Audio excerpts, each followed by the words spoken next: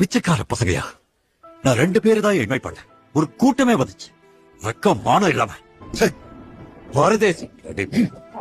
ஐயாவுக்கும் கூட்டாளிகளுக்கும் அழகூர் வட்டம் Vadakalai 200 acre, தெக்கலை 300 acre, சுமார் 500 acre விவசாய நிலமே கிடக்கு. அதுல விளையிற நஞ்ச, புஞ்ச, கரும்பு, அரிசி, பருப்புன்னு அறுவடை போக வருஷம் வர்ற வருமான தொகையோட டாக்குமெண்ட் இது. 50 ஏக்கர் சவுக்கு தோப்பு டாக்குமெண்ட் இது. 80 ஏக்கர் தென்னந்தோப்பு டாக்குமெண்ட் இது. ஐயாவுக்கு உள்ளூர்ல வீடு, பூர்வீக வீடு, 200 பேர் வேலை பார்க்கிற ரைஸ் மில், அதோட சேர்த்து 300 பேர் வேலை பார்க்கிற சிஸ்டம், அதுல வர ஒட்டுமொத்த வருமானத்தோட டாக்குமெண்ட் இது.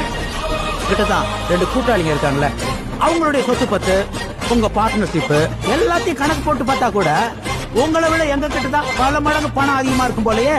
பணம் இருக்கிறவங்க தான் ஸ்டேட்டஸ்ல வசந்தவங்கன்னா, இப்ப சொல்லுங்க, யாரா ஸ்டேட்டஸ்ல வசந்தவங்க? யாரா பிச்சைக்கார பசங்க? யாரா பரதேசி? நாங்க நினைச்சா உங்க கம்பெனியை விலைக்கு வாங்கிடுவோம்.